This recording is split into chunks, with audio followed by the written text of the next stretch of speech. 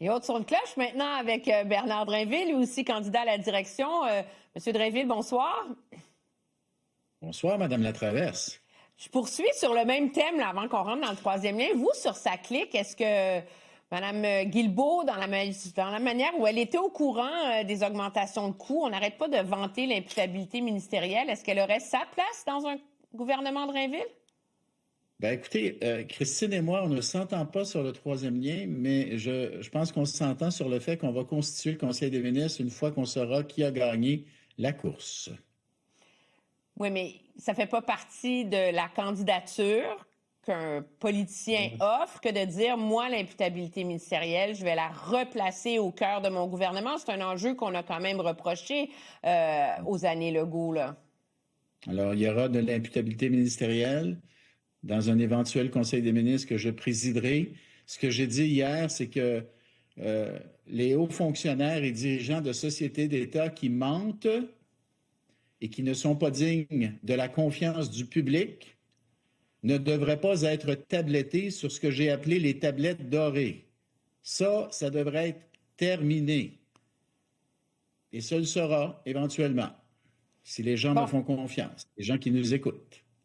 Allons-y avec le fameux troisième lien.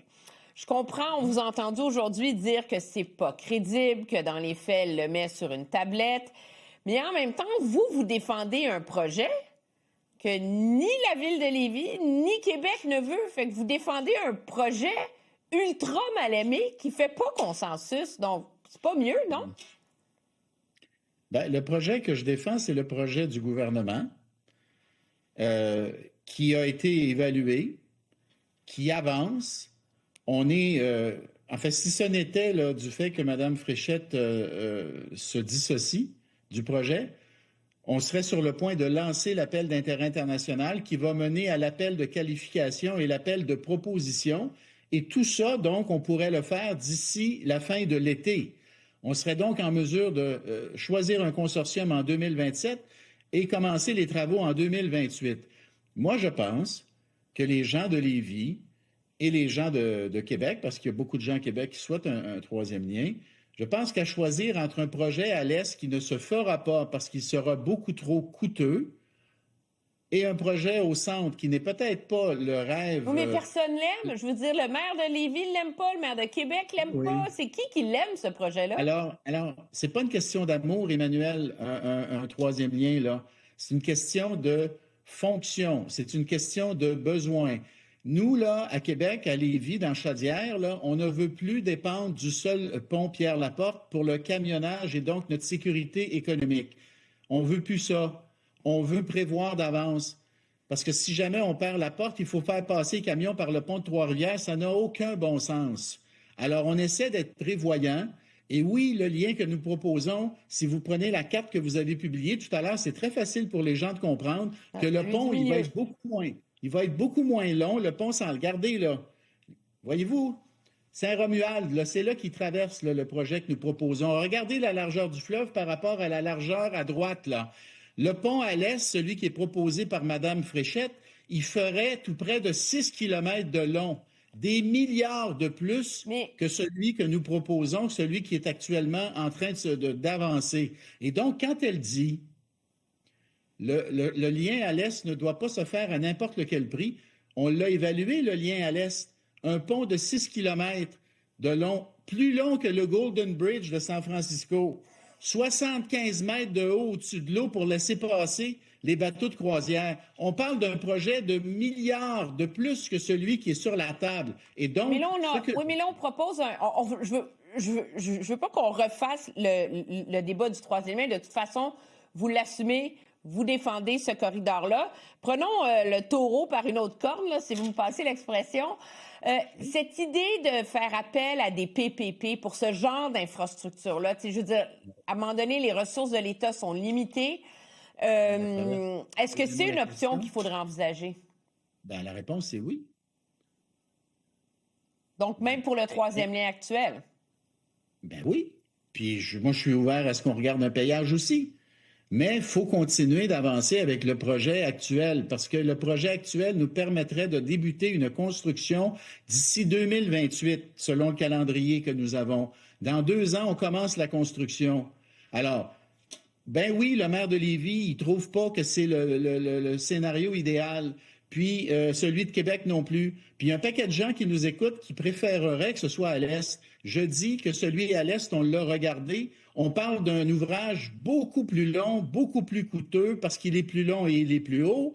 Et donc, celui que nous proposons, il relierait les 2 centres-villes. On aurait du transport en commun beaucoup plus efficace. Alors que si on fait le pont à l'Est, imaginez, là, regardez là, la dernière ligne rouge, là. Imaginez un autobus qui part de Saint-Romuald, qui fait le grand tour par le corridor rouge, puis qui revient à l'édifice G au centre-ville de Québec. Voyons donc, ça n'arrivera pas. Il n'y en aura pas de transport collectif digne de ce nom. Si on le fait dans la lignée de Saint-Romuald, là, on a un pont qui nous permet de faire du camionnage, sécurité économique. On a du transport collectif beaucoup plus efficace et on a un projet qui, je le pense, on est capable de se payer. Alors que celui à droite va être beaucoup trop coûteux et à la fin, qu'est-ce qui va arriver? Il ne se fera pas. C'est pour ça que je dis que ce que propose Mme Fréchette, dans les faits, ce qu'elle a proposé aujourd'hui, c'est la fin du 3e lien parce qu'elle sait très bien qu'il va être beaucoup trop coûteux à droite. Parce qu'on l'a déjà évalué. On l'a déjà évalué. On l'a regardé à droite. Trop cher. Dernière question, M. Drainville. Là, on est dans la 3e semaine de cette course à la direction. On a essentiellement parlé des casseroles de la CAQ. Le 3e lien, qui est quand même un dossier litigieux, même au sein de votre propre parti, de l'immigration sur lequel il y a une fracture entre votre vision et celle du gouvernement. Mais dans les faits, on est dans une guerre commerciale, il y a une instabilité géopolitique monumentale, il y a une crise de coût de la vie qui étouffe les gens, il y a une crise du logement. Quand est-ce qu'on va parler j'ai envie de dire, pas des vraies affaires, parce que ça, c'est des vraies affaires, mais des enjeux de l'avenir, des enjeux de vision que vous proposez? Bien là, Madame Latraverse. Je vous pose la question. Réinvitez-moi. Ça va me faire plaisir. De vous parler de mes nombreuses propositions. D'abord, sur l'immigration, écoutez, là, Québec était survolté lors des dernières semaines. C'est moi qui ai proposé le droit acquis pour apaiser la situation. Puis finalement, Mme Fréchette, qui disait que c'était pas possible, a fini par convenir que ça était d'accord. Bon, ça a beaucoup apaisé la situation. Et je l'ai fait en proposant ce droit acquis. J'ai aussi dit que pour chaque travailleur temporaire à qui nous donnons un droit acquis, il va falloir réduire d'autant ceux à venir parce qu'il y a eu trop d'immigration ces dernières années. J'ai proposé que l'on envisage très ouvertement le recours au privé lorsque le public n'est pas capable de donner le service aux citoyens. J'ai dit qu'il fallait que la famille redevienne un projet de société au Québec parce qu'il n'y a rien de plus important. J'ai dit qu'au niveau de la stratégie industrielle, il fallait recentrer sur les entreprises d'ici et les entrepreneurs d'ici. Donc, avez-vous hâte de parler de ça davantage? Il faut continuer à encadrer le mouvement syndical qui, avec le temps, est devenu une force de blocage, une force de statu quo. Les projets de loi qu'on a mis de l'avant sont bons. Il faudra aller plus loin. Et j'aurai plein d'autres propositions à faire, mais vous avez raison de dire que la renégociation de l'accord de libre-échange avec les Américains, c'est un enjeu extrêmement important, ce qui m'amène à dire que ça prend, oui, un gouvernement nationaliste de la CAQ, mais certainement pas un gouvernement qui va tenir un référendum. Parce que la dernière affaire dont on a besoin, c'est d'ajouter de l'instabilité à une conjoncture qui est déjà très instable. Et si vous me permettez, j'invite à nouveau les gens qui nous écoutent, allez prendre votre carte, ça coûte 15 $, vous allez pouvoir voter dans cette course. Sauf que là, M. Drainville, vous m'avez ouvert la porte, puis je sais que Paul n'est pas là ce soir, mais je ferai le relais de Paul. Donc, je me transforme en Paul. Seriez-vous à l'aise d'être chef du camp du non dans ce cas-là, si vous ne voulez pas de référendum? Vous êtes tellement imprévisible. Il n'y en aura pas de référendum. Moi, je fais confiance aux Québécois. D'abord, c'est un Québécois sur 3 là, qui serait prêt à voter oui. Alors, on s'en va dans un mur avec un référendum. Puis avec M. Trump, le prédateur économique qui nous surveille et qui guette la moindre faiblesse pour l'exploiter. C'est bien la dernière chose qu'on veut que de se diviser. Il faut rester unis comme Québécois et travailler, oui, comme Québécois, tous ensemble, mais aussi avec les partenaires du reste du Canada pour se donner une vraie posture économique, une bonne position de négociation, puis travailler ensemble, notamment pour diversifier nos marchés et notamment en développant l'industrie militaire qui, comme vous le savez, est très bien représentée à Lévis avec le chantier Lévis et les brise-glaces. Merci beaucoup. Que nous avons négocié. Mais un jour, vous allez être obligé d'y répondre à cette question-là si vous êtes chef de la CAQ. Merci beaucoup, Bernard Drinville. Il n'y aura pas de référendum parce que je ne pense pas que le PQ va passer. Les Québécois n'en veulent pas. Au revoir.